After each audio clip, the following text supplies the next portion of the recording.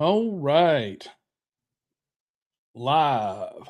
Once again, we're driving conversation. Time to hang out for a little bit, let some folks filter in.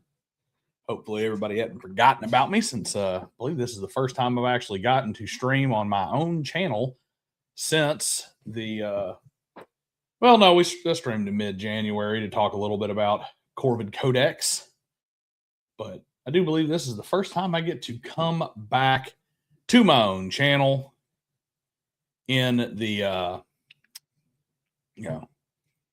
here in a little while. I've been kind of on the slow side a little bit when it comes to getting things cracking in the streaming space. Maybe I ought to jump on that and be a little bit more consistent. I'm going to talk a little bit tonight about some of the 7-level stuff. I'm going to talk about some upcoming videos, a little bit about Corvid Codex, which is launching again today. It's actually already launched again today for us to go ahead and get jumping on that. And going to do a little bit of conversation about prep here coming up in the next little bit. So I do appreciate everybody coming on board. And as we start getting some folks filtering in, we will get cracking here in the near future. So I think I'm looking at got one other person in chat right now with me. So if you don't mind, while you're here, smash the old like button and throw the link out there. Let some folks know that we are live and getting cracking. Hope everybody is doing fantastic as we get moving forward in the month of February and really starting to push through. I was hoping that Corvid Codex would take off with its original Kickstarter, but I did made some mistakes myself, screwed up a lot. For one, I over posted in what I needed. I actually kind of posted my goal as being everything rocks and roll. First 2 issues are completely paid for, ready to go out, and I'm an episode ahead or an issue ahead. And that's a little bit of a mistake given the way that Kickstarter works. Should have listened to Luke Hart over there on the DMs layer, because he did a pretty significant breakdown on how Kickstarter just really penalizes you if you don't shoot really close to your goal very, very quickly, and how a lot of these folks just manipulate the system and gamble by setting a goal that's a tenth of what they actually need so that they can fully fund very quickly and then turn around and hope to God they get enough money to do their project. I wanted to make sure, and this is, like I said, a little bit of an overshoot on my part. What's up, Gadakai? Good to see you. Like I said, a bit of a mistake on my part in that I basically had it set up to where if every single person came in and bought the lowest level physical reward and lived in Australia or Japan or something, that I was going to have enough to cover everything, even if it was the worst case scenario. And that is just not what I should have done. I kind of sabotaged my own project. And that's going to push us back another quarter on publishing, unfortunately. However, what's up, Zed? Good to see you, man. So what I've done is I've relaunched it for the folks that backed it ahead of time. So let's just go ahead and throw the graphic up there, since that's what I'm talking about right now. So if you're a previous backer, I sent a backer message out to everybody here just about 20 minutes ago, telling everybody that anybody who backs it again, who backed it the first time, has got a very special reward coming if we fund, and gets a special reward regardless, as long as they fund before Monday, and that'll happen whether it funds or not. Same thing here. It's kind of an early backer reward. Anybody who backs this project, and I'm not even really going to push and advertise this. That may be a mistake on my part. But I'm going to go ahead and say this, that anybody who backs it before Monday is going to get an additional benefit. And that is there's a add-on called the Found Feathers in the Kickstarter. And Found Feathers is this cover that's up on the screen right now on one side, and the Corvid Codex logo, which I'll go ahead and pull it up real quick. Where's my red drop logo? There's my red drop logo, and the Corvid Codex red drop logo, which is this one. So that on one side, cover on the other side, as a bookmark. That is one of the add-ons, and I'm going to give that add-on to anybody who purchases or pledges for a physical copy between now and Monday. And then all of the previous backers have gotten a message about something that they're going to get in addition on the for backing the project this time. The goal has been lowered to a more realistic level for what's needed to make sure that issue 1 goes into print. Yes, absolutely. Thank you very much on that one. I'm very pleased with the cover. I've said it 100,000 times on other streams and on this one. The cover, I believe, is fantastic. It's very pulpy. It's very Sin City-esque with the 3-color look. That is from Patty, from Patty's Parlor.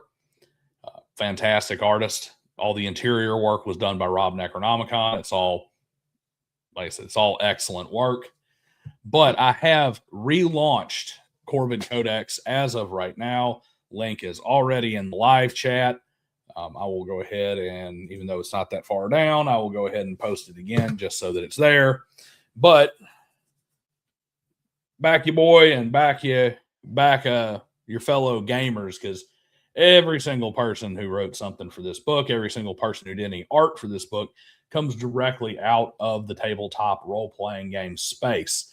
They are all active members of very heavy into the tabletop role-playing game community. Most of them are OSR guys. And it is like I said, I think it's fantastic. So I'm hoping that this time we get knocked out a little bit quicker and that we have the success we need to push this into publication. I probably shouldn't even say this because it's another one of those things where honesty kind of self-sabotages a little bit. This is going to get published no matter what. The difference is that if I can't get the Kickstarter to back it to upfront push out the level of publishing and quality that I want, I am going to shift this back to a digital only propagation. I'm going to put it out there digitally only. I'm going to sell it as a PDF while we build up the funds necessary to then move into a pre-launch or a pre-purchase for printing. And then we'll print the copies after that. And we may end up having to do it to where it's large anthologies of each year's stories all in one book, and do one book a year instead of being able to do 4 and do the rest of it PDF if that's the way it has to go. But I'm committed to this project. I'm committed to at least the first 4 issues and pushing it forward to see if it works. And hopefully it does, because let's face it, all of us, every single person, what's up, Grognard? Grognard's Gate here.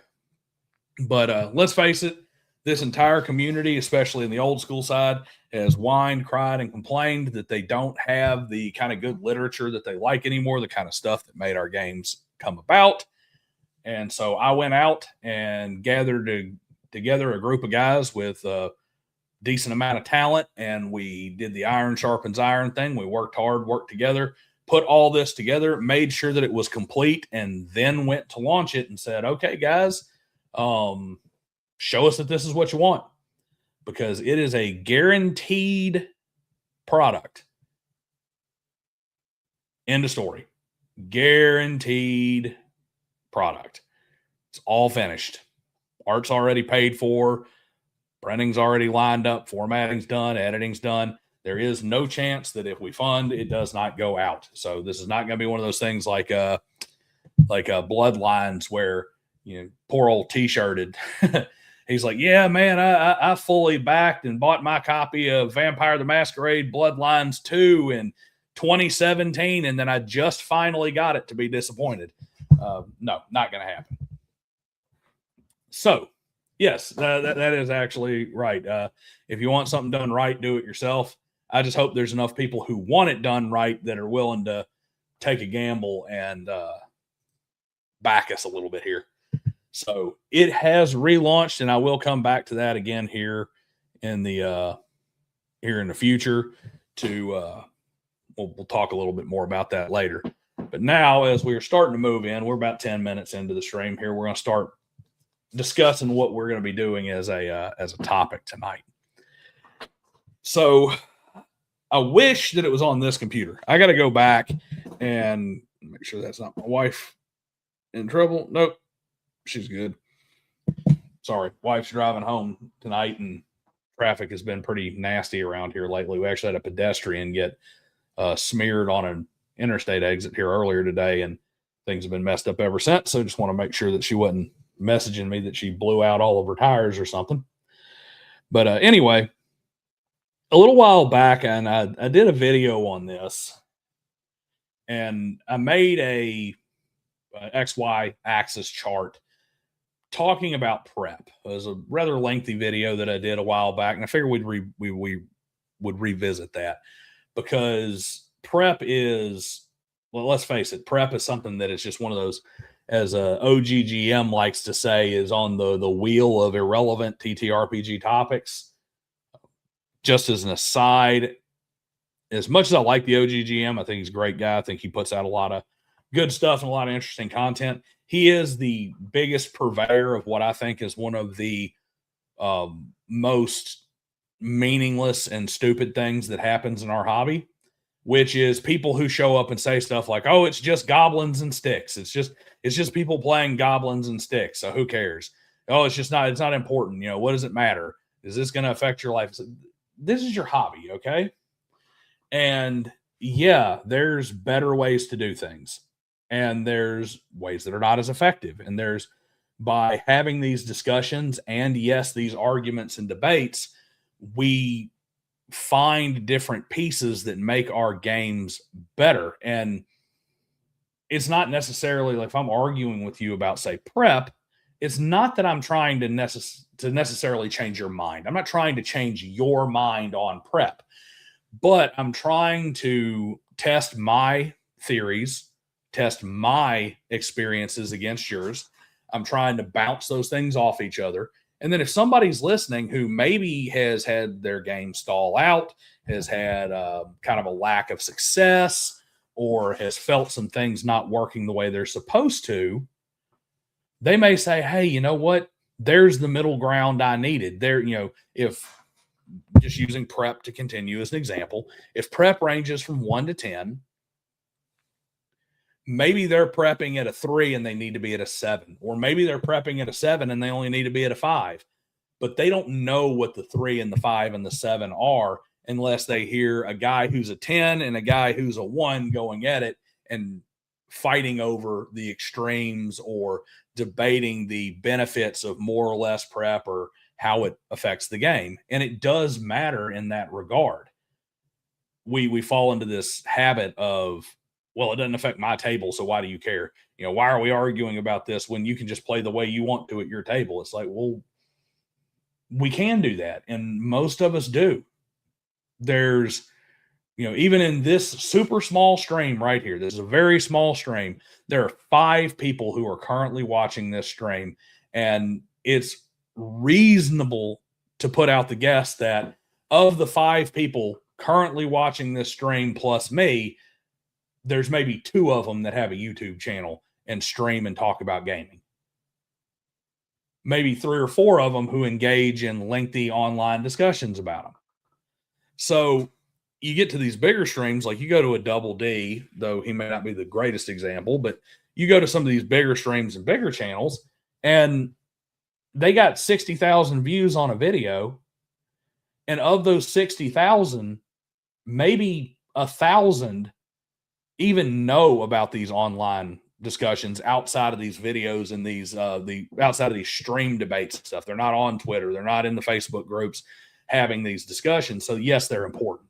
and dismissing them with, oh, it's just goblins and sticks, who cares? Oh, this is irrelevant. It's not irrelevant because somebody could get something out of it, and we can always find a better way.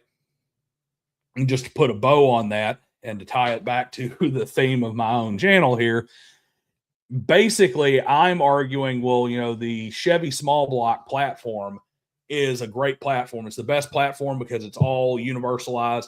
The heads all match. The components all match. You can make a ton of power. You can make a cruiser. You can do all kinds of stuff with it. Then somebody else is turning around and saying, no, the Mopar Hemi platform is better because even though it's expensive and it's, you kind of have to stay within the same generation because the parts aren't super compatible and there's not as much stuff out there for it, you can make more power with it. Or, the Ford is better for this reason or that reason. Ford, common thing is the Ford rear end. They used to say that it's a Ford reliability and Chevy power because you hook a 350 small block and a Chevy transmission up to a Ford 9-inch rear end because you could punch so much power through that rear end. And then somebody comes along and says, why are we arguing about this? This is all stupid. It's all transportation. Why are we arguing? It's all just exploding dino juice inside of a metal block that pushes a car down the road. Why does it matter about 4-cylinder or 8-cylinder or 12-cylinder, a Colombo V12 or a Chevy small block? Why does any of this stuff matter? So I really do dislike that particular line of reasoning and and basically what it comes down to is somebody doesn't want to defend their position or doesn't, they just don't. And I sure hope, I hope my camera's not going on. But they dislike the conflict. They dislike the challenge. They don't like having to kind of stand up. And so they try to run away from it with, there's no such thing as wrong gaming, or there's no such thing as a right way or a wrong way to play. There's no such thing as, these debates are all irrelevant. These discussions are all wrong. Which, there's a way that's right. And there is no real right or wrong way to play universally. But there is a better way to play and a worse way to play. And if you're speaking about a specific topic, like for instance, specifically speaking about rules as written, there is a wrong way to play because you are speaking within a certain set of parameters. All that long-winded griping about that particular topic to come back around to prep. So the way I see it is a lot of people miss the forest for the trees, talk past each other when it comes to prep. Because I see prep in two real planes.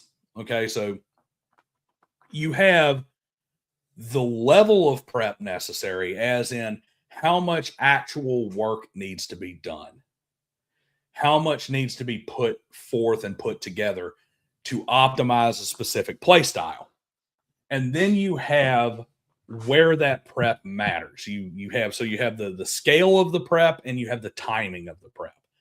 So you may have a game or a play style or something that you're going for at your table. You have a particular I guess I hate to use the word, but you have a particular vibe that you're going for, a particular genre or a set of feelings or whatnot that you want to put out there with this game. That game may require a whole lot of prep up front and then very little prep, like maintenance prep moving forward. Or it may be the style of game that requires a pretty consistent moderate level of prep. So if I charted it out on a graph, one starts up here with, level 10 prep and then runs like level 1 and level 2 prep moving forward. This other one may have level 5 prep, but it's level 5 prep every session based on the play style and what's optimized for it. And then, like I said, the total level of prep also matters. Those are both, I like to think of it in that kind of XY axis 2 plane, which I probably just need to do some tech stuff and figure out how to stream that up on the screen so that we can plot it out together on a map or on a chart right here in front of everybody. But each play style, and this is where a lot of the chat's going to come into this, because I'm definitely fallible. I'm a human being here, and I'm not in the Bro SR, so I can't be 100% right all the time, every single time, no matter what, at least according to them. So I have to, I will have to defer, and obviously I may be right or wrong about something. So as a general rule of thumb, the more narrative, the more prep. There's obviously some, there's obviously going to be some exceptions to this. But generally, the more narrative your game, the more prep that's necessary. Also, the more verisimilitude, the more realistic your world is, the more, and the more serious your game is, the more prep that's necessary. And then campaign length is also going to play into that. If you want to consistently have longer enduring campaigns, as a general rule, more prep will be more necessary throughout the entire thing. And that being because if you're not preparing ahead of time and you start getting longer and longer, you're going to start having inconsistencies where things contradict each other, run into each other. You're going to start having people who disappear and reappear and are different than they were before because you didn't prep properly. You don't have the right person in there. You're going to end up, I hate to use game master burnout. I think that burnout is generally I'd say that burnout is more than anything else a result of incorrect resource allocation. It can be imbalances with the table not operating properly, players being a pain in the ass, that sort of thing.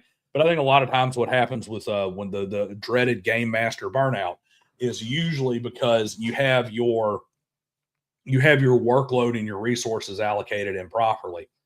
And that can be too much or too little prep, or too much or too little prep at the wrong time. So let's see here.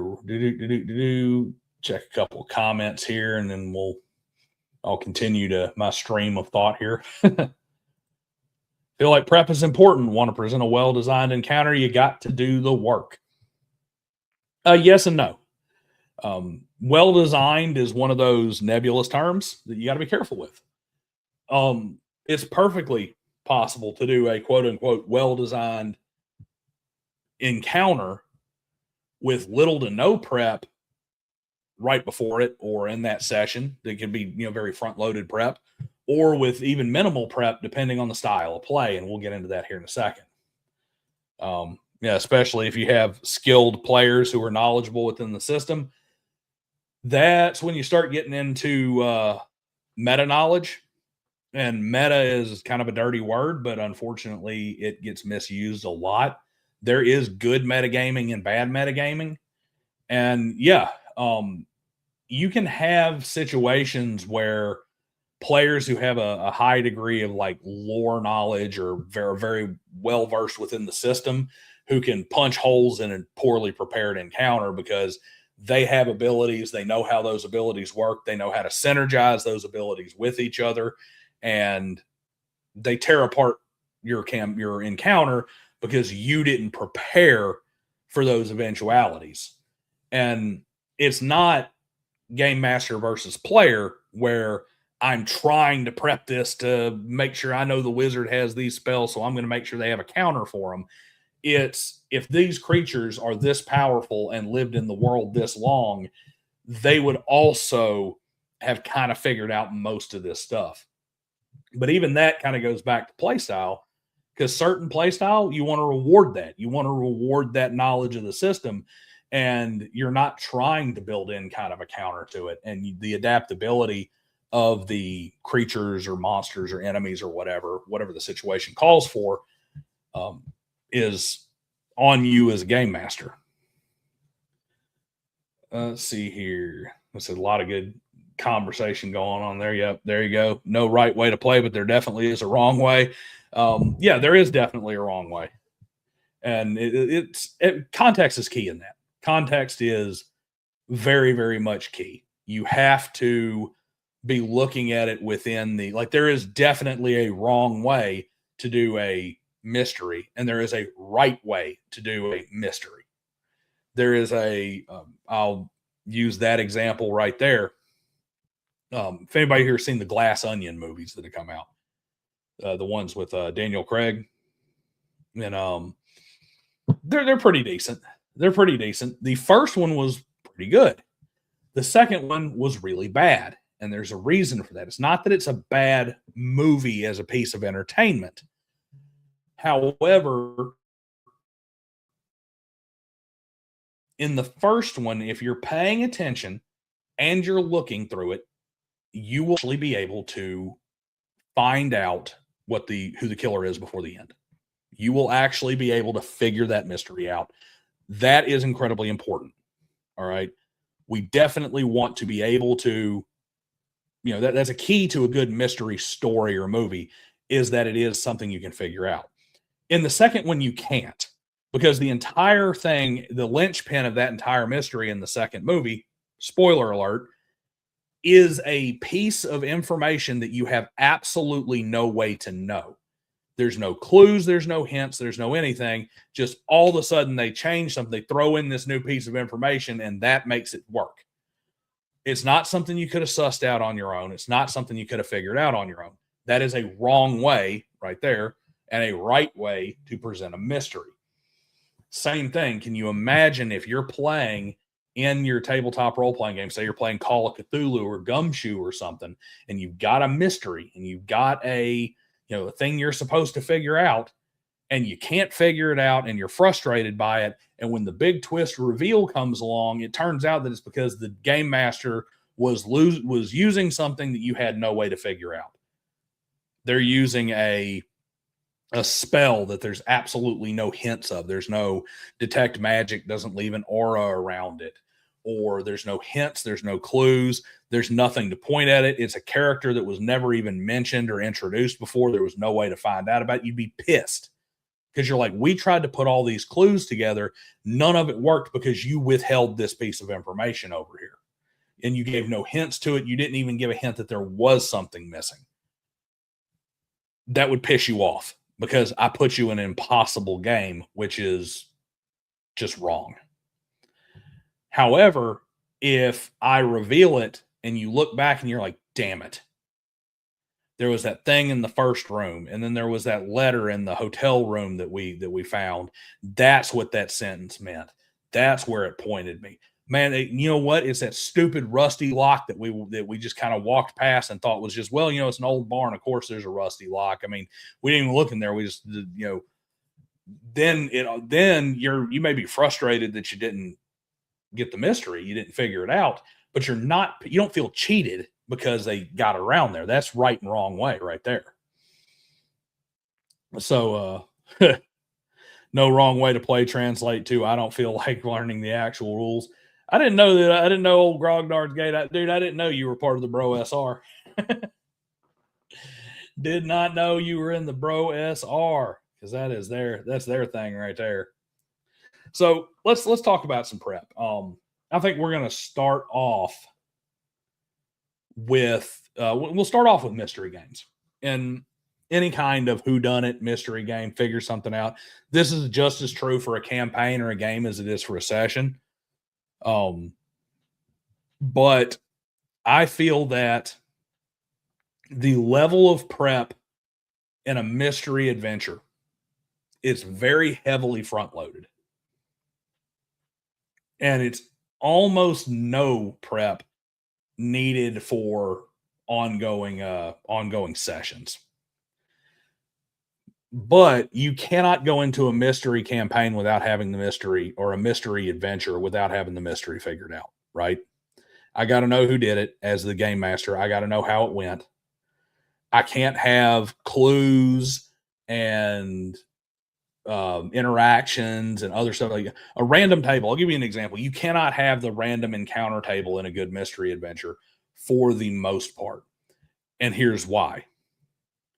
When people have signed up to play a mystery adventure, or or at least they have come to understand that that's what they're in. Because you don't have to tell them ahead of time. They can just, man, holy crap, locked room mystery. The second those players understand that they're in a mystery situation, they are immediately moving to find and locate clues.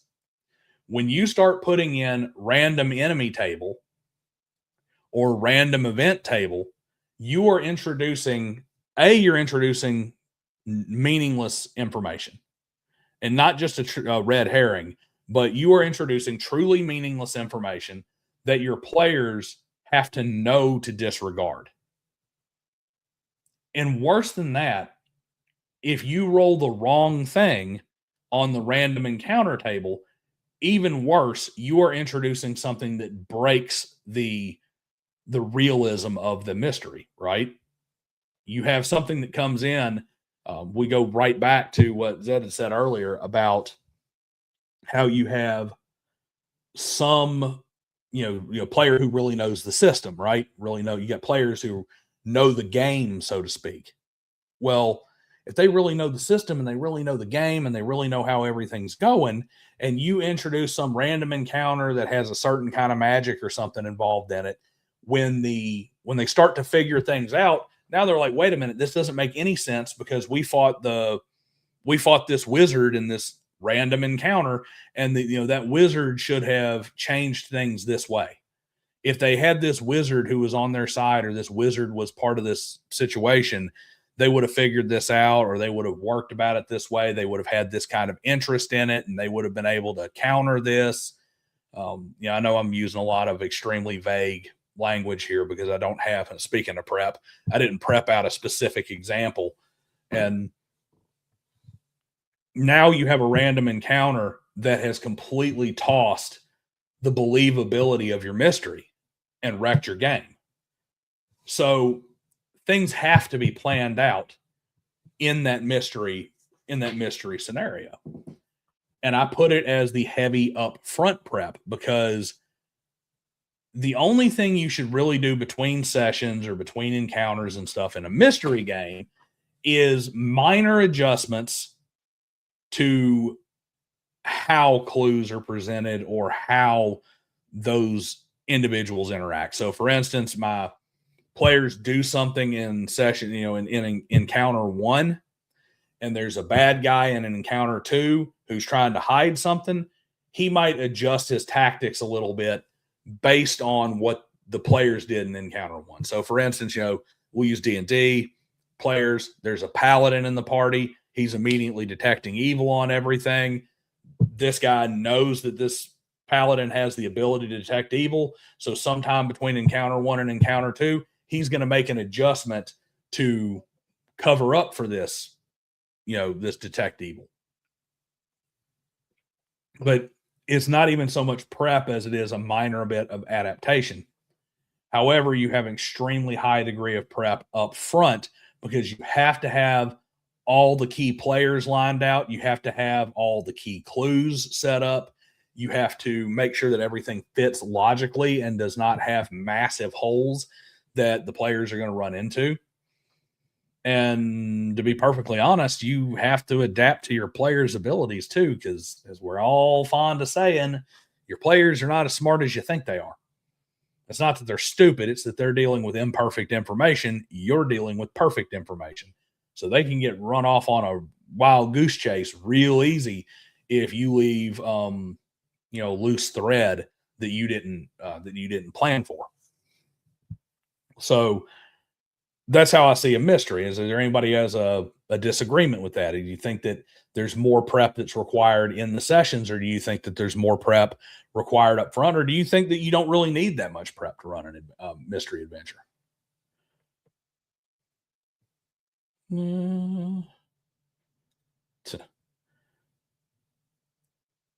Player is essentially the heart of the group was playing a paladin. Class is literally supposed to be the moral support of the party. This must be referencing something a little higher up there. But yeah, so mystery, you got to have that prep up front. So what's a game that does not need to let's see what we got here. don't be afraid to prep a failed stat into a mystery. When you say a failed stat, what are you meaning by a stat here? Oh, failed state, fail state. Fail state. Okay. Yeah, I mean, you that's important. You don't want your mystery to be automatically solved if they screw up. You don't want to constantly move your players back into figuring it out. Give them the chance, just like combat. You got to give them the chance to fail, and you should prep that. You should prep for what happens if the players fail to solve this mystery.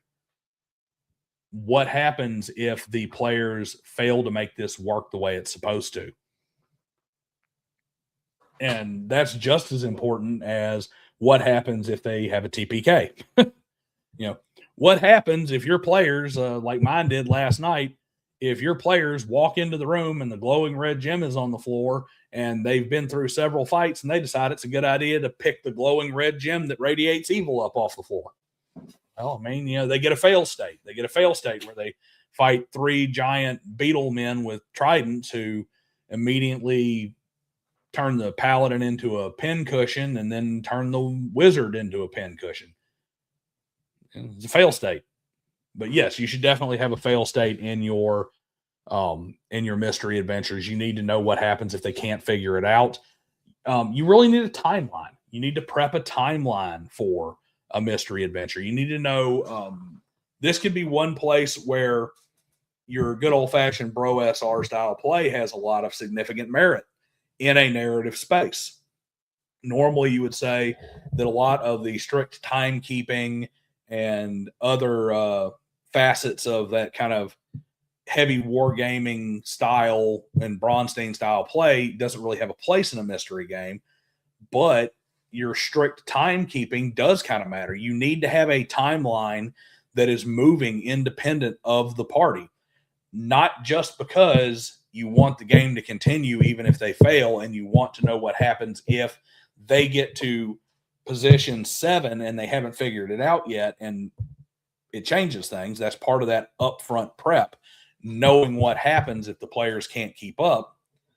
But also, if the timeline keeps moving around them, that provides the impetus to push the players forward, where you don't have to be one-to-one time, one day is one day, et cetera, et cetera. You don't have to be that, strict in that regard. But what you have to be strict in regard of is you don't want your players doing the 5e long rest dance, where every time they fight something, they run back and sit down and have a long rest. Every time one of them gets, I lost 2 spells, let me get a long rest. It's like, okay, well, you're trying to figure out who this killer is. We've all seen the TV show commercial, First 48. Well, First 48 doesn't include 9 long rests. First 48 includes 2 long rests. And the second one is like too late. So you're only going to get 1 time, right? Those things have to be prepped out. So yes, very much important. You want to prep a fail state. Let's talk about something that doesn't require a tremendous amount of upfront prep. Hex crawl. Hex crawls need almost no upfront prep. Arguably, you can buy your prep in a hex crawl. It's called buying the book that already has the random charts made for you and not bothering to update that. Especially if you're going to go gonzo. If you're going to go with a gonzo style game, you don't have to have a lot of verisimilitude and a lot of realism in a gonzo world. You have to have some, but you don't have to have a lot.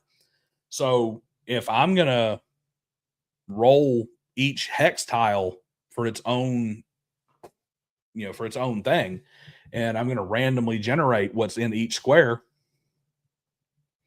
I don't really have to do any prep. My prep is making sure I have tables handy and dice on hand. Bingo, there's the prep. My prep is to whatever extent I need, knowing what's on my tables and how to get the monster stats or the trap stats or whatever I need handy to adjudicate those squares. But when you're talking hex crawl raw adventure, where it's just completely open world, it's completely sandbox, and we're randomly rolling everything, you basically have minimal prep for any session. About the only prep you would really have is making sure that you have sheets updated, and you've made note of generated NPCs. I would say that you probably have in a way have about the same level of prep as a mystery campaign session to session, because as you add pieces, you almost have an accelerating prep in like a hex crawl adventure, because each time you generate a new hex, you generate a new piece of the world that you have to keep track of. And when you've got 10, 12 hexes, you have to know what's going on in those explored hexes, because they don't just disappear and stop, because hex 1 does not just stop existing and stop operating in the world because the players moved on to hex 2, 3, 4, 5, and 6. So you almost have accelerating prep in your hex crawl. I would also argue that in a lot of ways, that is part of what leads to the explorative adventure style campaigns never lasting very long. You really don't have those kind of games. When you say long campaign in a lot of hex crawls, maybe a year, 6 months, because they start wrapping around on themselves. People can only deal with something that doesn't make sense for so long. And the prep starts, if the GM is running it properly, your prep starts to push things out of hand. At least that's my experience and what I've seen. But depending on your definition of prep, your adventure style campaigns, I think, are low prep that kind of accelerates. Yep. Exploration, the neglected pillar outside the OSR. Yes, that is definitely true. I don't know why that happened. I don't know where it happened. I didn't ever have a problem with it in 3.5 games, but it seems like as we've turned more inward as a hobby, as our players have turned more inward and become more player focused, more player character focused, it's more about my backstory, my character, me. I'm always looking in.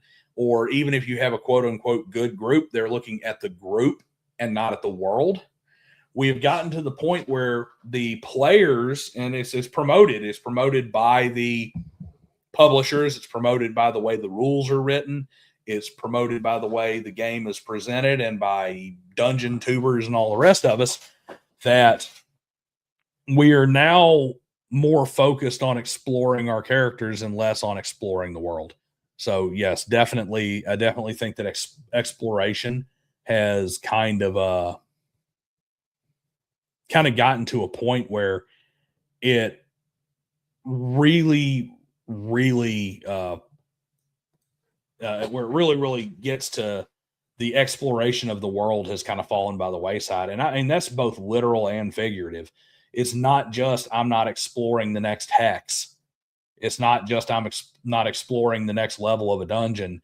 It's I'm not exploring how this world operates. I'm not looking into the intricacies of how people interact in this city or how this nation operates with the nation next door. It's turned into the only thing I want to explore is my character's backstory and what set pieces from my character's backstory have been put in the world. Which ironically does add more prep. And it's part of that whole Game Master burnout, that misallocated resources thing. Game Master is supposed to be predominantly running the world. And yes, he needs to be able to take pieces out of the character's backstory, out of the character's game story, things that can be of meaning to that particular character to entice them.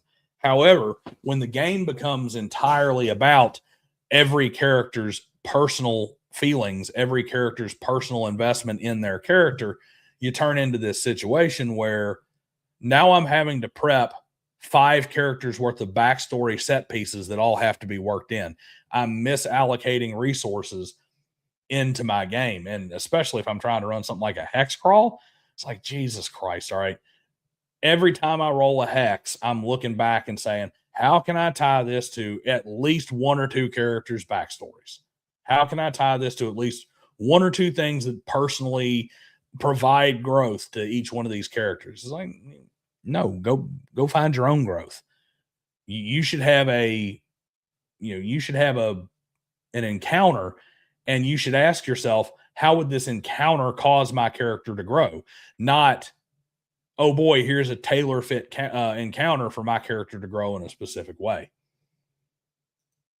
Can we also blame Critical Role for making the game be all about the players? No, you can't blame Critical Role for that. Critical Role is a symptom. That would be like blaming the exploding tumor for your cancer. No, the cancer was there first. The tumor came second. Critical Role is popular because Critical Role is literally a fantastical version of what a lot of these players were already looking for in the first place. Okay. That's the long and short of it. Is you already had people who were really character focused to start with. Now, I will say you're going back too far. Does it have its roots in the Hickman Revolution? No. I think it might have a seed in the Hickman Revolution. The Hickman Revolution overall was a very good thing for gaming. It led to a much more enduring hobby. It led to a much more robust hobby that was far more, that gave us more. It gave us more narrative that was enduring. The Hickman Revolution is what allowed us to have the 5 and 6 year campaign where we've been playing the same things. The problem is this, what's the word I'm looking for here? It's a lack of patience. It is a lack of wanting to earn something. It is a lack of wanting to grow. In a Hickman, when you look at the Hickman Revolution, here you go, narrative game, but over exaggerated and out of proportion. That's what you got. That is not what the Hickman Revolution was. The Hickman Revolution introduced, hey, play your narrative. And if you put some guardrails and some guidance on the world, if you give these players things to do and guide them into a fulfilling story, they can grow within the narrative.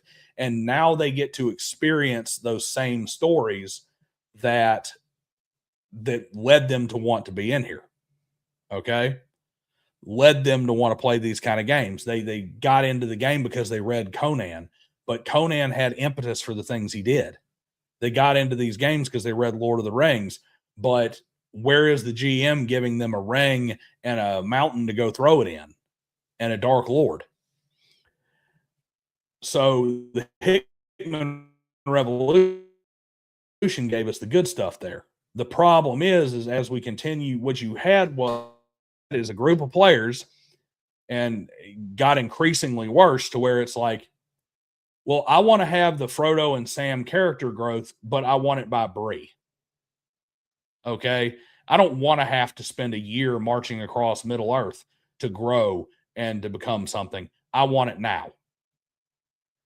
The problem is that exponential growth only goes so far. You can only grow so much before you're bored with it. And it's like, well, my character's already grown. How far can you go? And it's because they don't want to play a 5-year campaign to see how far their character grows. They have an end point in mind. They want their character to grow instead of, my character is going to go through these situations and grow, and I want to see how far they grow. It's, my character is going to grow into this, and I want him to grow into this right now. I don't want to wait. I don't want it to take 5 years. I want it to take 5 months. And then he gets there. We got nowhere to go after that.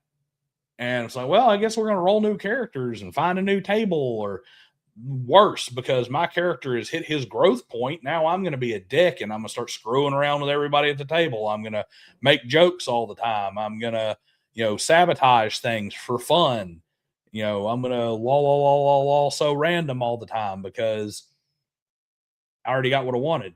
And I got what I wanted because I stamped my foot and I crybabied that I didn't want to have to go through the trials and tribulations to get there. I wanted to skip straight to I wanted to go from the scion of a lost line to being the emperor without doing all that questing in the middle. let's see here. Can we blame Wizards of the Coast? They are not the middle ground between Hickman and Critical Role. I'm going to say this. Wizards of the Coast is another symptom. It really is. I hate to put it out there.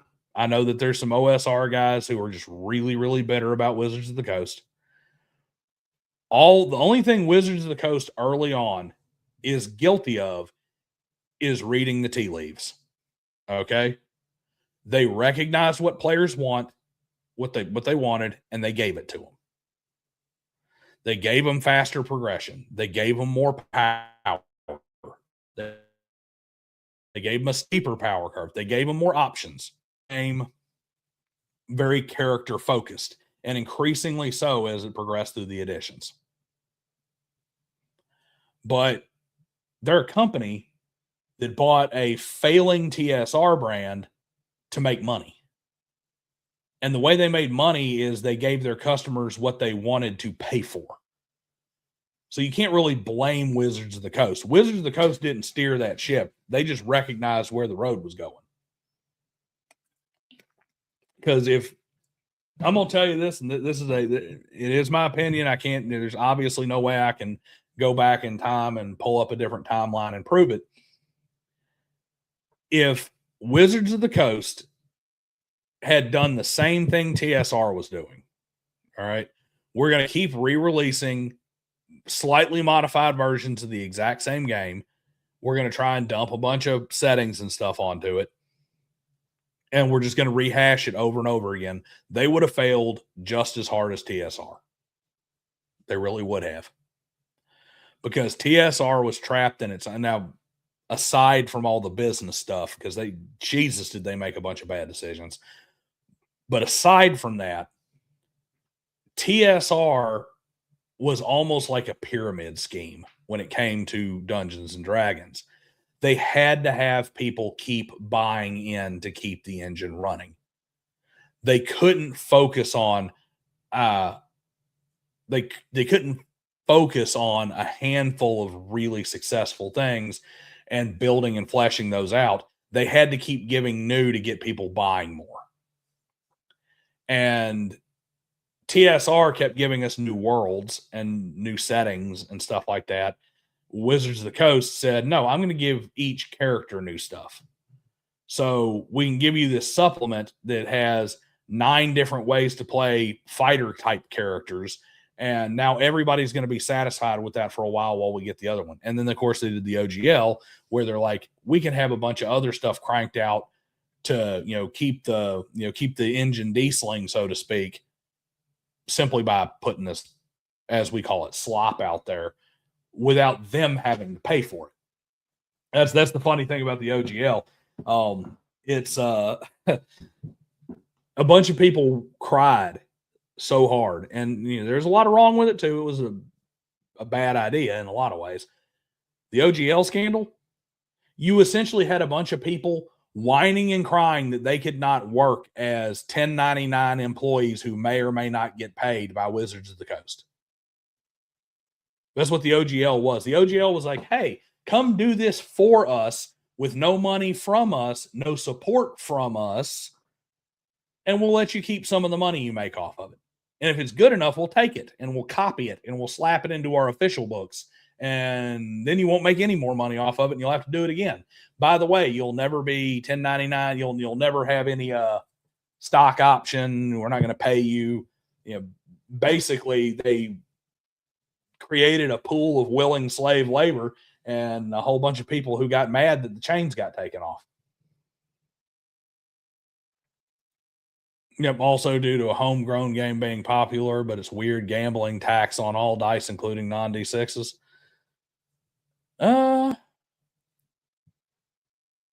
Oh, you talking about the Japanese thing?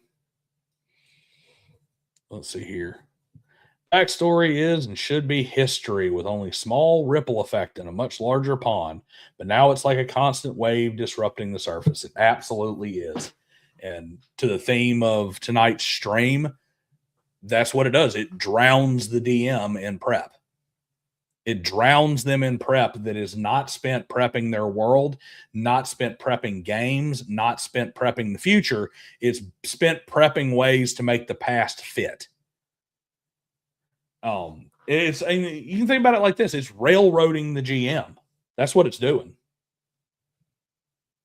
It is railroading the GM. And just like players don't want to get railroaded, neither does Game Master. Let's look at a narrative campaign world. Level of prep that's necessary to run a narrative campaign world. I think that's one that's going to be a pretty high prep. That one is, I think, a little bit more mutable. You can decide where you want your prep. But you have to understand how your world functions within itself. You need to know its rules. You have to stop and you have to think about your gods and how they interact with each other and how they interact with the world if you have gods. You have to think about, especially if you're going to plug it into an existing system like Dungeons and Dragons. Let's say I'm going to get rid of all the gods. I'm going to run a godless or a monotheistic world where there's just the one god. So how do all these wildly varying religions get their own power? Because only one of them can be right. So how are they getting their abilities? How does that operate within the game world? You have to look at that. The prep comes into looking at those downstream effects. If I add this race or remove this race, does that affect the game? And how does it affect other things? Like, does it affect what monsters or what makes sense to exist in this world? If we have big, powerful flying dragons everywhere, why do we not have a dragon-dominated society? What makes that happen? So that kind of prep is very necessary up front if you want the game to last any length of time. And then if you're going to make a narrative, you need to make sure that that you have to prep for your players and make sure that they have, if you don't want it to be a railroad, you have to make it their decision, right? It has to be their decision. And that is only possible with prep. Putting things in place that make sense for them to make the decisions that drive the story forward. So on a narrative game, I think you end up with a very high prep curve, probably even more so than mystery.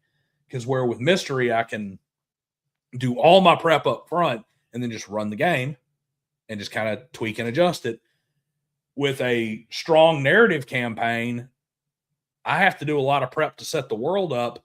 And the more prep I do up front, the less I have to do going forward. So if I do a 10 prep, maybe I can get away with doing 4 per session.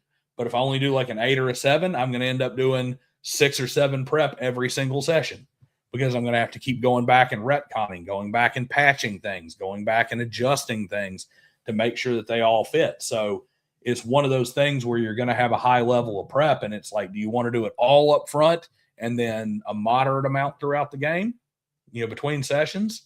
Or do I want to do a moderate amount up front, understanding that I'm going to have to do that same amount every session to keep the engine running, to keep the whole thing from falling apart? So give me a game style. Give me a game style, and let's see what kind of prep we think it needs to have. Let's see here. I'm going to check some comments here real quick, and we're going to talk about Corvid Codex again for about 2 seconds here in a minute. But let's here in chat throw up some play styles, and let's. Hopefully, this stupid webcam does not keep fritzing out on me.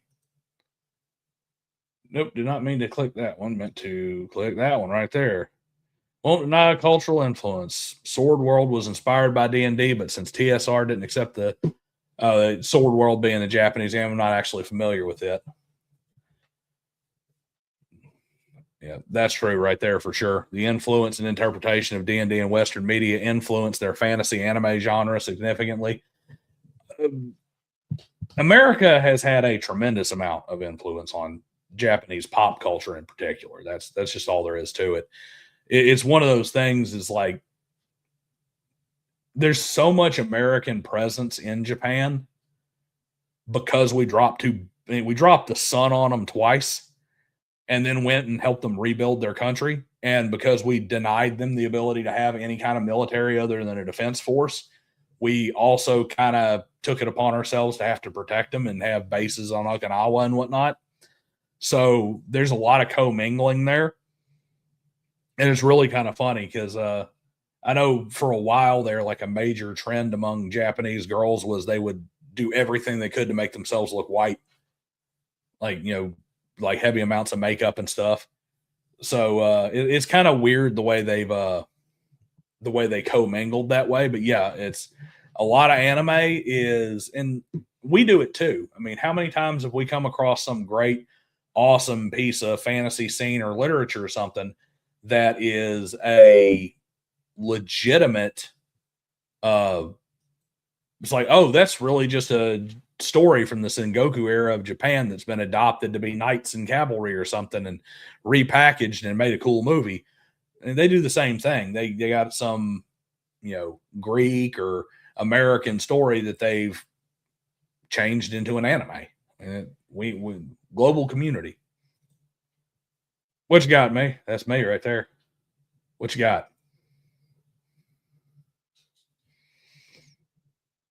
Let's see here. So,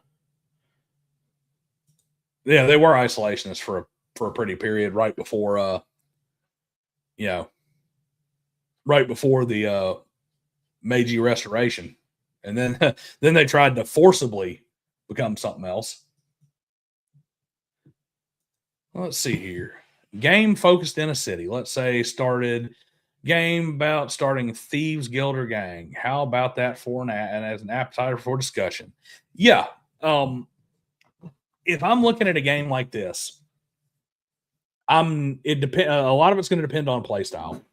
So if we're playing, say, a game like Cyberpunk, be it 2020 or Cyberpunk Red, Cyberpunk is extraordinarily episodic, which lends itself to a lot more randomness. However, you do have to have a fair amount of prep when it comes to setting up your city, because cities are naturally very organized structures. And we all know it. You got the bad part of town, you got the good part of town, you got the industrial section, you got the commercial and the shopping district, you've got the business district. You need to know how those are laid out, and you have to do that prep. You have to know who the major players are. So, for instance, if you're here in Birmingham, Alabama, you know who UAB is, because UAB is the largest employer in the state, and it's University of Alabama, Birmingham. It's where the hospital is, where the Kirkland Cancer Center is. It's where all that stuff is. You know it. It dominates the center of town. You know about U.S. Steel and the SIPCO, and you know about Mercedes-Benz, the massive Mercedes plant that's right there. You may not know every single barbecue joint and small business in town, but everybody's going to know those big ones, know where they're situated, and then you have to say if my major corporation is a medical industry, how does that affect the rest of the city? What other side and cottage industries prop up around it? The more you prep, even if you're doing your episodic, as you said right there, your episodic and serialized, self-contained missions, and then what goes on in the world as it responds to the player's actions. Absolutely. But knowing how all those things work together is what's going to help you make those episodic missions make sense.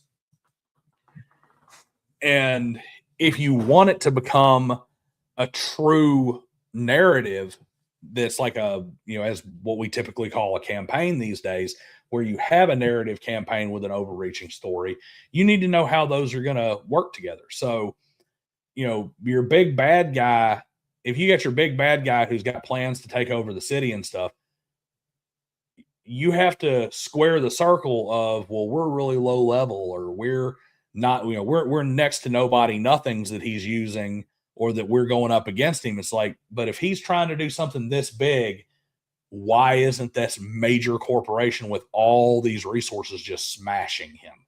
Or are his ambitions so small that they don't really care? Or do they somehow benefit from it? And they've got some Machiavellian scheme in the background, how his little stunt is going to look bad. They're going to put it on their rival and take over that business sector or whatever. These are things you need to think about prepping that, because no matter how big your city is, you can be in Mega City 1, which stretches across the entire East Coast of the United States. Cities are very big, very small places. They're very interconnected. And smashing one part of the city is like smashing your hand. It may be far from your foot, but your foot's going to react, even if it doesn't directly feel it. So there's definitely prep in the world building that you have to do, regardless of how you're going to do it in the city campaign. And I would say that if you're working in a city, excuse me, I'd say if you're working in a city, you're automatically signing up for additional prep. You're automatically signing up for additional prep if you're working in an urban environment, because everything is so heavily connected that you have to sit down after the players do something and figure out how are these other pieces going to move? How is this going to affect that? This trucking company we knocked over, maybe a trucking company that we knocked over on behalf of this guy over here, and we stole a bunch of electronics, right? This should have no impact on the giant hospital corporation, the giant medical research facility that dominates the city.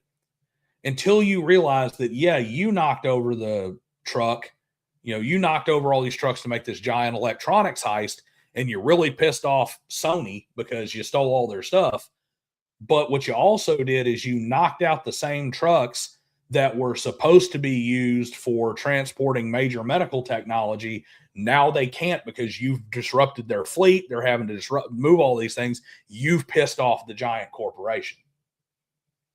And now they're coming down. It's like, why are they coming down on me? Oh, because you stomped on their toe. And you didn't realize that was going to piss off their head. Serial time leans heavily on the episodic part and it can feel disjointed. And it's okay to feel disjointed in a lot of cases. It was really fun to do with that kind of campaign. And this is a back end prep thing. This is an early prep for late payoff thing that gives you kind of on that chart, a prep valley. Here's your prep, here's your valley, here's your prep, right? Because what you do is they do their first thing and you figure out how you want to go with it. Same deal. They knock over the trucks or whatever they bothers UAB. They get down, they do a bunch of other little missions and stuff, little things for different employers. Then all of a sudden they're like, wait a minute, why are we on the hit list for this major hospital corporation? Why do we suddenly have this spanning, like what's probably going to be a 10 or 20 session arc, so to speak, of the story of the hospital trying to bring us in to be lab rats for their new test or something? And that's when you start picking up pieces and finding clues in each new session of, oh man, the trucks we knocked over pissed off this division. And then when we knocked over that cryo facility over there to steal that piece of biotech for somebody, that's also where they stored all of their medical research cadavers. And we wiped all that out and cost them all this money. And then when we did this other job over here, this job over here hacking into, we hacked into the shopping mall so that this group could rob it. And we were the ones set up to knock out the web there. But we also, because it's part of the same trunk or whatever, we knocked out their research computers. So all these little missions that seemed like they were disconnected and had nothing to do with this big corporation throughout our, we'll use levels as an example, for our first 5 levels of play. Now we're level 5 characters, and all of a sudden, for no reason, we have no idea why this monolith is going to spend the next 5 levels trying to kill us. And it's because all those little disjointed episodes through a little bit of prep paid off in the end of being connected. Same thing. All those rival gangs, you have a situation like enemy of my ally deal. You can have a lot of those there. Pain in the butt when it comes to fitting out the collateral damage of spell areas. And it doesn't have to be a spell either. Doesn't have to be a spell at all. It's man, I sure got this cool new rocket launcher. It's like, are you sure you want to shoot that in the center of the city? Because now you've also pissed off the mayor, because he was fine to ignore your ass as just another little street thug till you blew up a bus. Now all of a sudden you're a terrorist. Why are all of the streets around us are empty around us suddenly? I don't know. Maybe because you about to get nuked. You're just going to take care of that problem. I mean, that's the fun thing is like if you look at Cyberpunk Red, the starter adventure, it's like in the Jumpstart kit, right? The whole thing, and it's pretty cool because it actually gives your players they can actually take over the apartment complex at the end and have a base of operations. But the entire adventure revolves around a major technology company, a telecommunications company, has decided that the apartment building they live in is a great place to put a cell phone tower. It's really the optimal place to put a cell phone tower. So they're just going to basically kill everybody who's left in there and like burn the building down and take it. Because they figured out that if they destroy the building, they can buy it cheaper or whatever. So, your players are super ancillary to that. And with a little bit of prep, you can flesh that out and maybe even come into a situation where you have another corporation that can come in as a benefactor for some reason that wants to help you just because they want to spite the other one and make it cost more. All kinds of stuff. And if you do succeed, who knows how that pays off in the long run? Maybe you end up getting hired by them. They're good enough to stop us from doing this and screw up our other people. Maybe their rivals are hiring you. Maybe their rivals show up and they're like, hey, you do realize they put a price out on your head and we can make that go away if you take care of this, that, or the other. But that's something simple. That has nothing to do with the players and pushes them into a narrative where their decisions are going to have those consequences, provided you have prepped certain things out. So I do think that prep is, you can run a game off the seat of your pants. There's not a problem there. You can run a complete gonzo game, but the longer your campaign goes, and by campaign, I mean this group, this set of players, the longer it goes, the more prep you need. Even if you're going to try and do West marches, even if you're going to try and do multiple characters, you're going to have to prep more and more. And I find it funny because you hear a lot of the no prep guys. No prep, no prep, no prep, no prep. Same guys who want to talk about strict timekeeping, time jail, and that sort of thing. A lot of them are. Same guys who want to operate that way. It's like, really? Because you're having to prep. You're just not prepping the actual things that are happening in game. You're prepping what characters are going to be where. You're prepping, what resources are available at that point in time. You're doing a lot of administrative prep and just no narrative prep. Which I guess is another way you can kind of look at prep. You can say there's more than one kind. There's administrative prep where it's literally just game rules information. And there's narrative prep where it's actually prepping the world for the players to be in it. And I've never understood how the crowd who are really big on emergent storytelling somehow end up being anti-prep as well. Because you're relying on your players to write the story, so to speak, with their actions. But with no guidance and no stimulus and no prep, you end up in a situation where they just make a hodgepodge of nonsense and it just never lasts. I had a debate with the, Mr. Max, who's a big part of the 4D movement, super, super in-depth role players, all about emergent storytelling. They really want the DM to kind of bleed out of existence almost and operate in the background. And when you point out things to them, it's like, hey, this kind of play and this lack of prep and this super emergent stuff, just you're not going to have lengthy campaigns with that. You're like, well, yeah, that's boring. Why would you want to have a campaign that lasts more than a few months? All right, well, I mean, if you never want anything to last more than a handful of sessions, then yeah, sure, you can do that. It's real easy to not prep if you're only doing it once. Longer a game goes, more you need to consider. Again, ripple effect. Absolutely. It's 100%. I'd have to go back and look and find that Frontier game you mentioned. I know it was up there probably when I was rambling on about mystery prep. But yeah, the thing is, there's more things that can interact with each other and more things that can go wrong. Does prepping for a module count as game rules prep? Yes and no. I think prepping for a module is two different things. Now, if you're just going to run the module, it's just you knowing what's going and being prepared for it so that the game runs nice and smooth.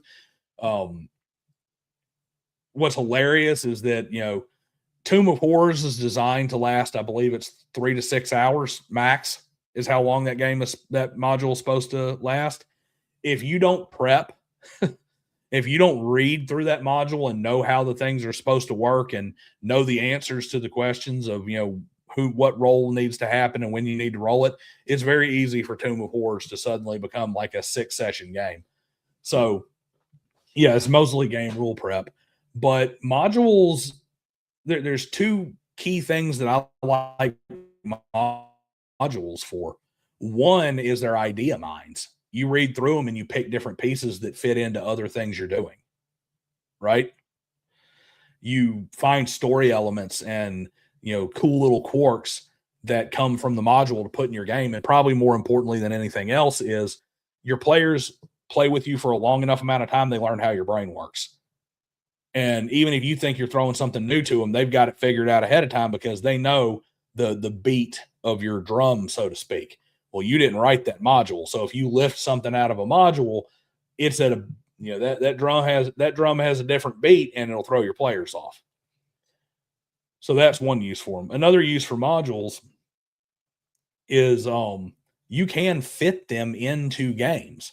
But to do that, you have to do the prep work of what minor adjustments do you have to make and how can you keep the module making sense, but also fit it into your story, make it matter to your characters or give them a reason why they want to do it outside of just, I want to play D&D. So, prepping a module can be a very high degree of prep and it definitely counts as prep. But what kind of prep it counts as is going to depend on how you're planning to use that module. That's kind of a important thing there. Let's see here. Get their domain stable and not constantly importing food and materials. The DM for that game has a hard time with that game. He wasn't prepared for the domain part. Yeah, you have to know what you're doing there. That's kind of all there is to it. If you're not prepped for that level and that scale of play, players will mess it up for you because they're reactive and there is an advantage to being reactive. And it's kind of funny because they're reactive, but they move first. They react to the situation and they take the initiative, which puts them in the driver's seat. If you haven't prepped and you haven't planned for it and you don't have some options in the background for it, they can drive you in a direction that makes no sense and kills the campaign. And maybe short-term fun. Short-term, it may be fantastic and who cares? Long-term, though, it creates another loose end. Let's take a little break here. I'm going to read a couple of comments, but I'm also going to once again talk about our buddy, the Corvid Codex. That's right, guys. Kickstarter is back up. It is going for round number 2. Like I said before, if you back it before Monday, there is a special added bonus for anybody who buys a physical copy.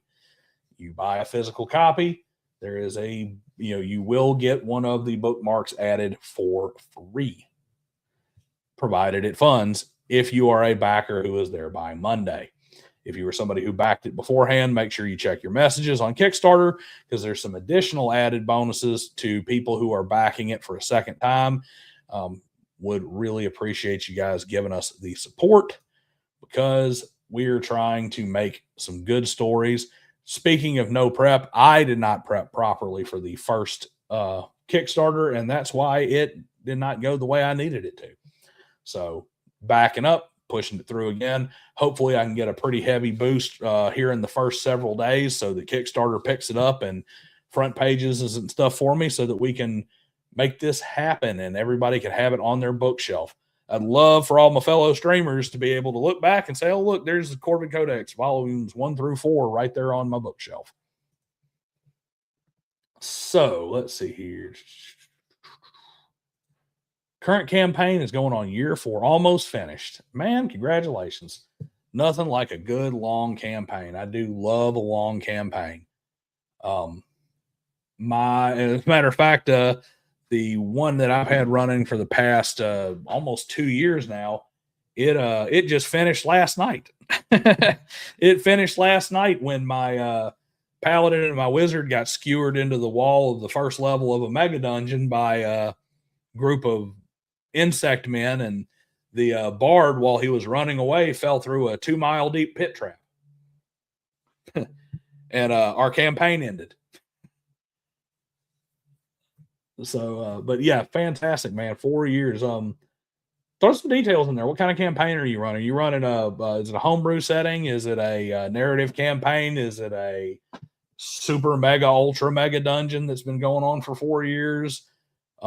Is it just, hey, we're trying to get to level 20 and we're almost there? I mean, throw us a little info down there. Some booking, yes. Some bookkeeping definitely needs to be on the DM of your on your players. Hey, here's the thing. I've said this before. The world is the game master's character, which means that the world is the game master's responsibility. He does the prep, he does the notes, he does the bookkeeping. You want character agency? Agency comes with responsibility. You are the one who is responsible for keeping track of what your character does. I do not need to know. As a game master, I should not have to know and look up your spells. I should not be going, hold on a second. No, your spell doesn't work that way. That should not be me. If you say, all right, I'm going to cast Burning Hands, and I say, okay, cool. What's the save? What's the rate? What is it like? Okay, I get a 30-foot cone. I get DC. It's a DC 13 reflex save. Half damage. You should know your stuff. All right. You should, when we come back in, like we had a session end and we come back, you should know how many hit points you have. You should know how much ammunition you used. You should know how many spells you have left. I should not have to keep track of that for you as the game master. That is where more game master burnout comes from, is where the unfun, not having to do with me being, half kitsune, half tiefling, half dragon, half wizard, whatever. The fun part, me having to keep up with your unfun part, you're basically just loading all the work onto the game master. So that is 100,000% must be on the players. So yeah, players have some prep too. That's this one thing. DMs are not the only ones who need to be doing prep. Players need to be doing prep, i.e. knowing what spells they have prepared, knowing what they've got set aside, what they've got set aside for healing and stuff, knowing what they're going to do in their next turn, knowing how their player thinks so that they're constantly thinking of what would my player do or what would my character do when a situation arises? How would he feel about this? Thinking in character when it's not their turn. Bob is talking. His character is doing something. I should not be goofing off on my phone. I should not be getting Doritos. I should not be, having a side conversation. I should be sitting there listening and saying, how would my character take in this information? How would he be thinking? So yes, both small scale and large scale prep is not only for game masters. You say it's bookkeeping there, but it's more than just bookkeeping. It's actually preparing to play the game. Let's see. Player leads to keep the abandoned characters an active NPC in the world. That's always a good thing to do. I mean, people, characters just magically disappearing. I mean, unless they literally magically disappear. Not something that's good for your world. And keeping those characters around, and more importantly, keeping them around and keeping them acting the same way they did as a player character helps once again smooth out that world and project those longer campaigns. Let's see here between you and another chatter. Put this discussion in prep. How do you prepare around people who drop out of a campaign? Well, as Grognar's Gate just said, you obviously keep them, keep their character there. But it's real simple. You just say, what was this character doing? What was their, what do we know about this character? And what is the best way to handle it? It's really hard if for whatever reason your session stops like in the middle of some kind of action, like you're deep inside a dungeon and it's like, well, you're going into the next fight and all of a sudden the wizard didn't show up. The paladin, who was the only character that was basically still up, comes back. That can be real difficult. That is a level of game master prep, is to consider that character, to consider how they would behave, what they would do, and what their goals were, and to continue to have them act as an NPC in that same regard. And you can give them the cinematic death too. For instance, I mean, if I had like I said, a paladin, and I know the player's gone, he ain't coming back. And if he is, it's probably going to be a long time. We're in the middle of this dungeon. I'm going to have to run the DM PC of, autopiloting this character until we get into a situation. And I'm looking for the situation where this paladin can make his heroic sacrifice. I'm looking for him to stand with his hammer in the door and tell everybody else to get out before the roof collapses. I'm looking for it. Now, I don't want to be ham-fisted as a game master. You run the risk of saying like, oh, well, I'm just going to tailor make this thing to make this character be able to do this. That can be a mistake, A, because another character could step up and do it, and B, because it may not be necessarily in that character's, character. But it's a consideration. You look back on how that character was played in game throughout the campaign. How did the other characters get to know this person, and then have them act as an NPC accordingly?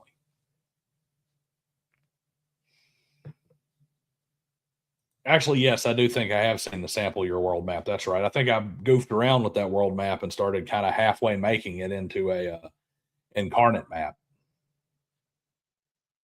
That campaign's been going on for 4 years. That's good. I mean, that's definitely need to step up and get a better map. Let's see here. Yep.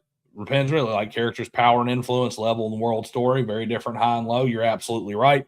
It's a lot easier to get rid of a level 1 nobody than it is to have somebody who now has titles and lands and stuff who's suddenly going to be a problem.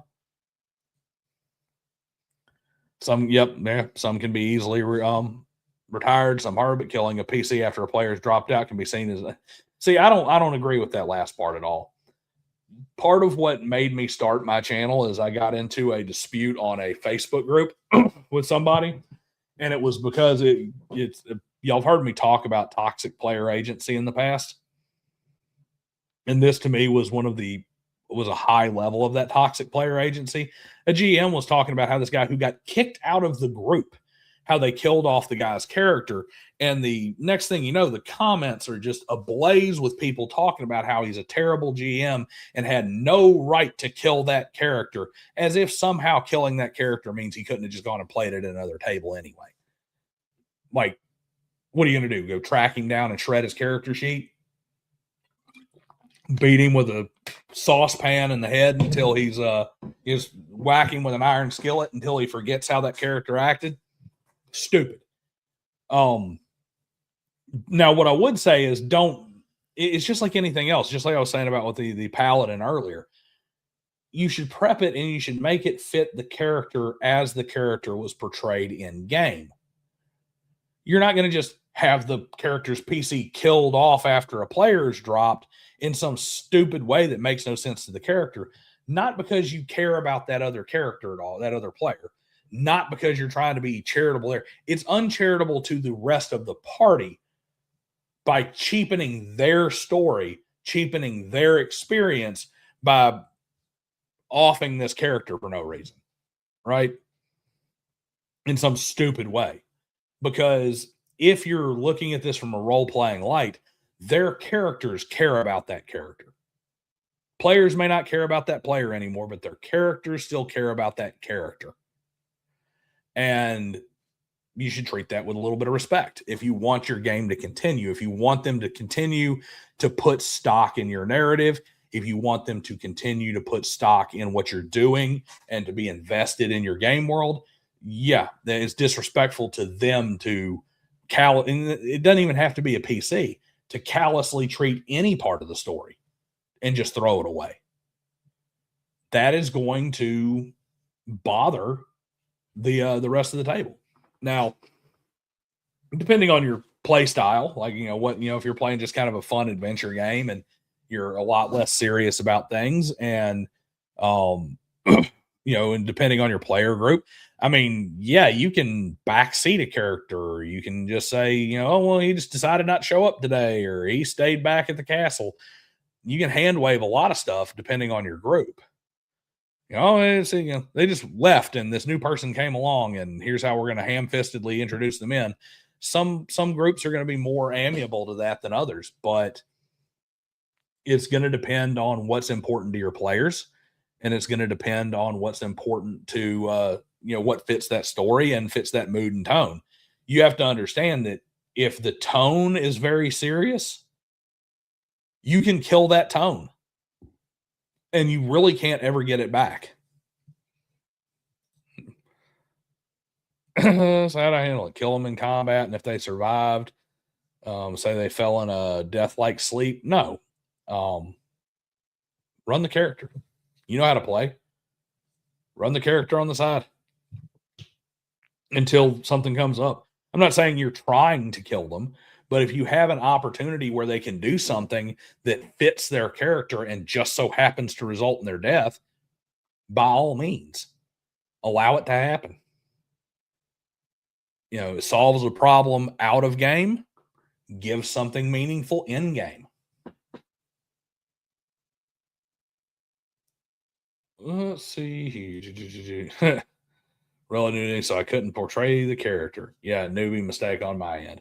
I mean, if anything, you make the character better in that regard. And it's like, hey, this person who was kind of half-ass goofing off, wasn't really much anything, actually turned out to be a pretty cool character for the 2 sessions before he, fell off of the airship. It happens. Yep. If they have an abrupt end, it needs to be respectful of who they are. Not all heroes succeed. Yeah, no kidding. Romance. Are there heroes in Romance of the Three Kingdoms? I don't really think there are. I mean, the person that everybody loves in Romance of the Three Kingdoms is Lu Bu, and Lu Bu is the biggest asshole in all of any literature. It's like, I mean, is there anybody he didn't betray? Pretty sure Lu Bu betrayed himself at some point.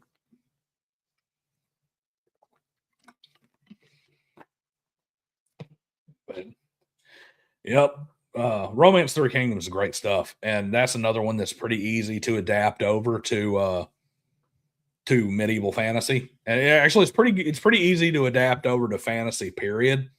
It's just a really, really good storyline. And here's the thing: that is a type of prep too. Let's get a little philosophical here, and let's totally not tie this back to anything that I'm trying to sell or promote or get people to pay for in any way. Absolutely not. Available on Kickstarter now. Is reading is part of your prep. Now I guess you could say watching TV or watching movies, though I think that's I don't think that works the same way. There's a big difference between the way your brain processes reading something and the way your brain processes watching or listening to something. But part of prep as a good game master is reading a lot and a lot of different stuff. Sometimes even some stuff like you may even read something you don't like, because it's like, if I've got an idea for a campaign, I got an idea for a game, I'm going to pick up some books that are of a similar flavor, that have the same kind of feeling and tone that I'm going through. Now, am I going there to rip stuff off? Well, maybe, but not a lot of it. I'm not trying to push people into the narrative of a particular book. But, this is a place where the Bro SR has the right of it. You should be reading. And now, I give Appendix N. I think Appendix N has a little bit, what's the word I'm looking for here? It's been lionized a bit too much in a lot of ways. Okay. Been lionized a bit too much. There's some great stuff in Appendix N. There's some not so great stuff in Appendix N. Gary Gygax, just like everybody else, has some stuff that's not the best taste.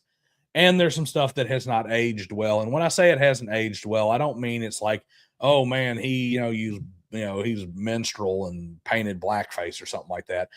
Or made off-color jokes about Orientals. That's not what I'm talking about. What I'm talking about when I say it hasn't aged well, I mean that it hasn't evolved as a storytelling medium. Like it uses a lot of tropes and stuff that were common in maybe the pulp era or that sort of thing, that just don't sit well with people anymore. Like they don't have the same effect. But you should expand it, right? You should expand your reading. And it's like, if I'm going to do a Conan style adventure for my players, I need to be picking up Conan. I need to be picking up Call the Conqueror. Heck, I need to pick up some Westerns, like some spaghetti Western type books. I need to pick up some of those single person adventurer type stories. And I need to be reading those because it gets me into that mindset and it makes me have that feeling. It makes me think in that manner. And that is a type of prep as a game master, because when it comes into a situation, it's like, I now have to react to what these players did. I have to determine how the world is going to react to these events. Guess what? My brain is already thinking about those because it just happened to Drust the Legend, or it just happened to the Dragon Riders of Pern, or whatever feeling or genre or whatnot I've tried to go through. And this one right here, while a funny joke, 6-pack and 80s movies, yeah, 6-pack and 80s movie can go great. Got this game right here. Hold on a second here. Now, it's based on 5th edition.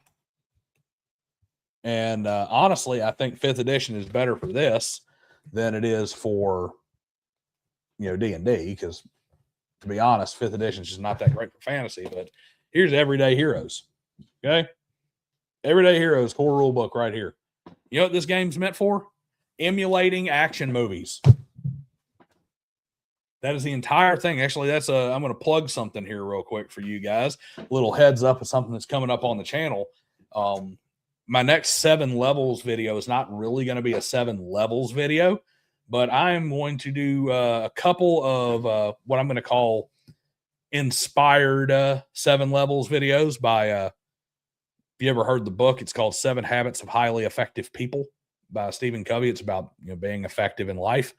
We're going to have 7 habits of highly effective game masters, 7 habits of highly effective game designers, basically things that are kind of 7 practices that are best if you want to be good at those things, if you want to not necessarily have financial success as a game designer, but if you want to successfully create something that is cohesive and works. Everyday Heroes is there, and the whole game is built to emulate 80s action movies.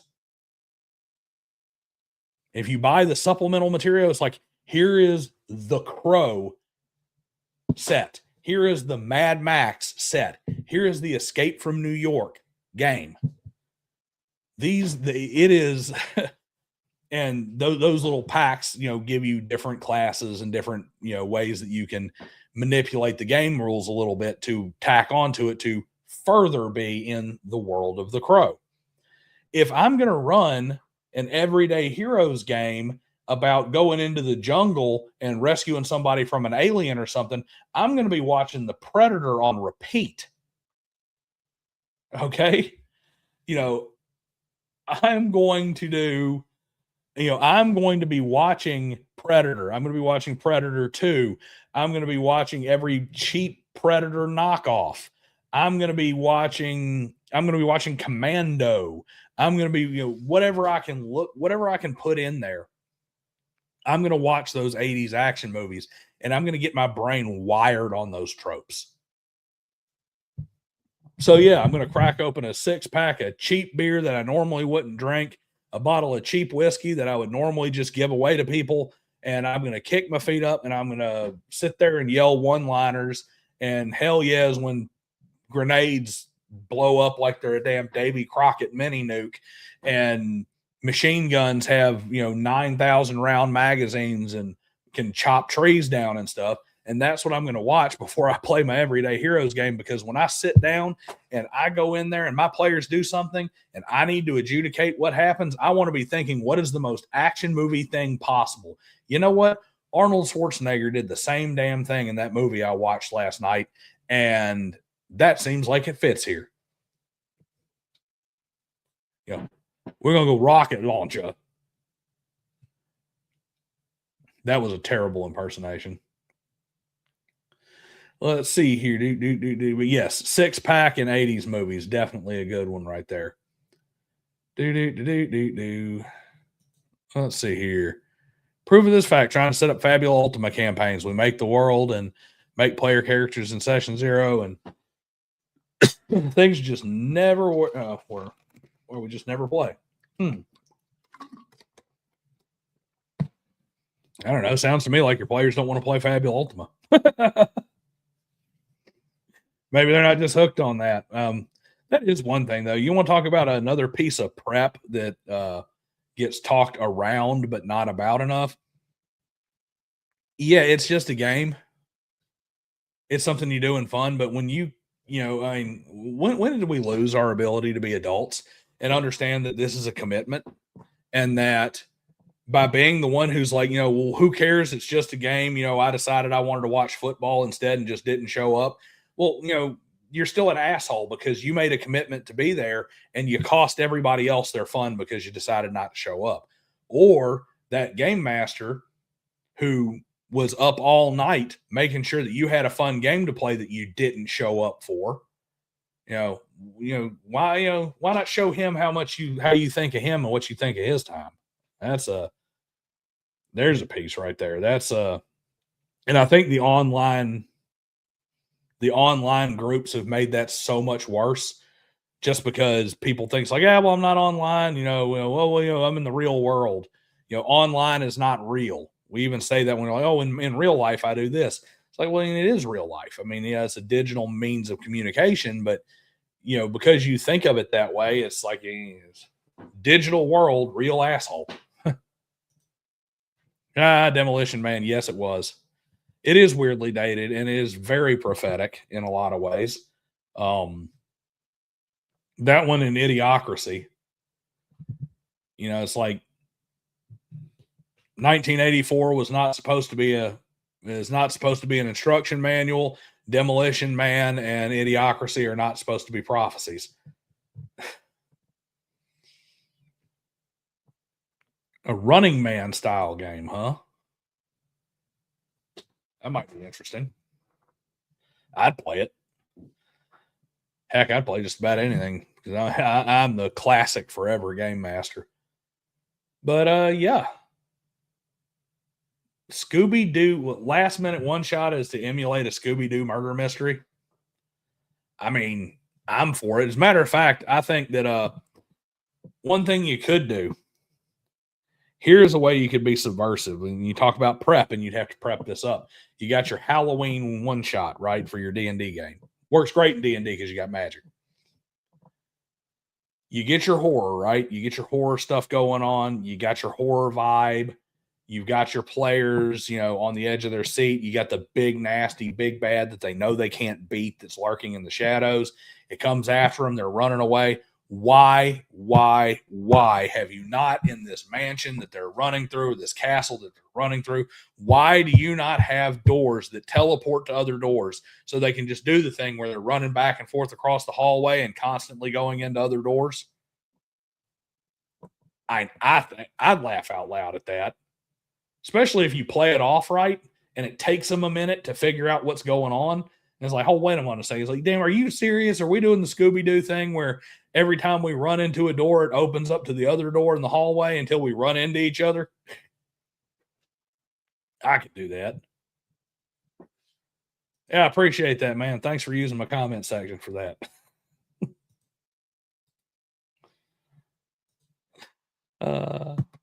Nah, you're always welcome. You can go trauma dump all you want to. Just don't be a jackass in my comment section. We're fine.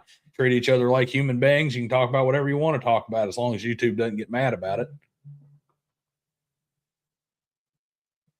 But yes, we all have our gaming trauma there of the jackasses who have decided that they don't want to show up, or they want to torpedo the game because they get bored. You know, that's the worst one right there. And actually, I would say that's another place wrapping it back around to where prep can actually be a really good thing. A well prepped game is a lot harder to get derailed by that kind of thing. You know what I mean? If you have everything prepped out well and you have the world nice and stable, it's a lot harder for that player who decides that they want to torpedo the game, or the people who don't show up. So it's a lot harder for them to derail it, because it's a lot easier if the players can be invested in your world. It's a lot easier for them to see that player as an anomaly as opposed to a disruption. When the entire world is the group, a group member not behaving properly or being a jackass is extremely disruptive. However, if you've got a world that they can be invested in and you have prepared things so that it feels real and it feels smooth, it's going to help protect you from that kind of disruption in your game, I think. It's another level of prep there too, is games run smoother when they're prepped. The less you have to think about in the moment, the faster and smoother you can run your game, and the more seamless that experience is. So that's just one of those things that is meaningful. You know, it's meaningful to to your players. It's meaningful to you as a game master, and it's meaningful to the quality of the experience at your table. And it's a form of protection against the players who let you down every now and then. Tone down the self-deprecation. Be more honest with yourself. That's nice of you to offer some help on Discord there to our buddy there. Which, I mean, yeah, don't throw yourself a pity party, man. Just go out there and do your thing and rock and roll with it. So, anybody here in chat got anything else they'd like to add about prep or any of the other rambling stuff I talked about? Because I didn't do as a, shame on me. Maybe I didn't prep for my stream as much as I should have. Didn't have a bunch of cool graphics and stuff able, and a nice timeline lined out like I would for a video. But I do enjoy sitting here chatting with you guys, even though 90% of it's just me chatting with myself.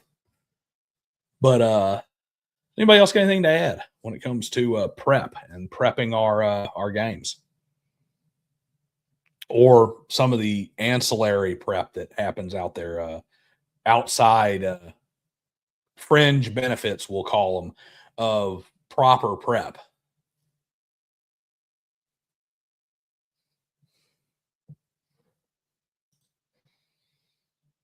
Determining over prepping always seems to come up in discussion. It does.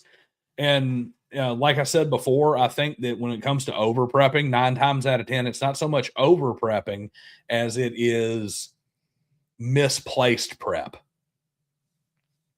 You're so busy prepping these encounters that when the players don't go to them, you're just worn down because you prepped this encounter and they didn't get to it. Whereas if you'd have spent that time prepping the world around the players, they would have come to something. You could have easily generated a meaningful encounter with far less effort, regardless of where they went. Because you already know that these actions are going to have this kind of effect in your world. So, yes, you can over prep. I mean, you can go Tolkien level world building and generate this entire thing, and then God forbid your players don't bite. You want to talk about something that'll burn you out? It's like, are you serious? I spent a year and a half putting this campaign setting together, and you guys just don't like it. You got to have a thick skin to be a game master like that, especially a world building GM, which I am. I'm constantly building new worlds, and a lot of them will never have anybody playing them. But I do think that when it comes to over prep 9 times out of 10 is just, it's either too narrowly focused or it's too long scale. So I spent 6 hours working out what's going to happen essentially when my players are level 15 and we haven't even played the first session yet. When I could have just taken that time and spaced it out over the first 5 levels worth of material and had a really, really well-developed campaign that is super easy for me to run at the table so that I, as a game master, can be in the game with the players, as opposed to constantly with my nose in my notebook and in my monster manual or in my core rule book or whatever, trying to figure things out because I prepped out 10 years worth of stuff when I should have prepped out a week with half the effort. But yes, I think it's more disorganized prep and misplaced prep than it is necessarily over prep when it comes to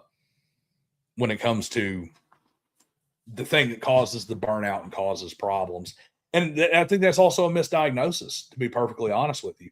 I think people they overdiagnose that and misdiagnose that constantly when they're looking at their own situations. They're turning around saying stuff like, man, it's over prep, man, it's all this prep, man, you're over prepping. No, you're not over prepping. You're prepping the wrong things. You're prepping in inefficient ways. You spent 4 hours prepping something that's going to take 15 minutes at your table instead of spending 4 hours prepping something that's going to last the next 2 or 3 sessions and 20 minutes prepping something that's going to last 15 minutes at your table. So that's my 2 cents when it comes to determining over prep. Yep, told that 5e DM mentoring focus on immediate area of the game world for each of his parties.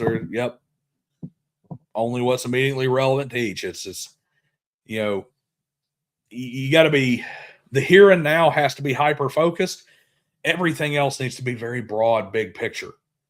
You need to have flexibility. You need to have a thin framework. I'm not building out the inside of that saloon until I know they're going into it. I just know it's the inside is a saloon. I got the front. I got the front of that saloon. I got Main Street where the desperados are going to have their duel. I got it down to the wire. But what's inside that photo shop, what's inside that OK Corral, what's inside that saloon, I've got the barest minimum. Because that's not where they're at yet. And that's not where they're headed. And if I know they're headed into the saloon and that's where they're going to be doing a lot of stuff, now I'm going to flesh out that saloon and put that prep in the saloon. And I'm going to look at my context clues. I'm going to listen to my players at the table, what they're talking about. So, man, I know that he was talking about that photo shop over there. So I'm going to make sure that photo studio is pretty good. But I'm probably not going to put a lot of emphasis in the church because everybody seems to have kind of ignored the church. Do a bare enough minimum to where if they do go to the church, I can react to it and not be completely caught with my pants down. But I'm going to put some time into this photo studio because they have constantly given me hints that they're heading there. So listen as your player. Don't listen just to your players. Listen to your characters. Listen to what those characters are doing. When you're adjudicating these things, when you're going out and you're narrating what's happening in the world, listen to what they are picking up on. Pay attention. because that's going to give you a lot more direction on what you need to prep and where you need to spend your time than if you just try to sit down and prep everything, which is just a great way to make yourself go crazy. So let's see here. Come here, Lucas. Come here. There you go. Dog earns a treat for not being a pain in the butt during the stream. So I think that's going to be about it for the evening. I do appreciate everybody coming out, because I don't really have too much more to add on prep at this point. Just it's focus. I hope you guys will come by. Maybe I'll do one of the 7 habits as a stream, and I'll do the other one as a video, or maybe I'll do them both as a video. Haven't really decided yet, but that's one of those things where I would love to see some comments or something left on the stream. Once it converts over to being a after stream video, drop some comments about some things that maybe you think are some challenges for those topics about, or what you might think is something that makes a game master or a game designer effective. Because I'd like to kind of incorporate some of that, but I will may do them as a stream, may do them as a video, but we'll find out when the time comes. But keep an eye open for them. Hopefully those are something people are interested in. As always, remember the Corvid Codex is launched again. That is it right there. Let's get ready, because it's going to get plugged in every single video I do for the foreseeable future. Just got to get there. Just got to get there and do it. And yeah, I do like that one. A video, and I thought about that. One I thought about was, like you said, misapplied terms across the hobby. I thought about bad arguments that keep coming up, because the sad thing about it is that I really recognize those when somebody puts it out there, and I'm like, damn it, I'm sick of hearing that and putting out those. So, but yeah, that one might not be a bad video. Misapplied terms in the hobby, because Jesus, are there a lot of them. But yeah, I appreciate you guys coming out. I hope you will consider backing Corvid Codex. I promise you that it's worth it. And once again, I really appreciate you guys coming out here and sitting with me for a couple hours on the stream. We will be back on Monday for Intelligence as a dump stat. And after that, the railroading Hydra grew another head. That's right. I'm going to railroad all of y'all into that Kickstarter. Anyway, guys, appreciate it. Y'all have a good night. See you next time.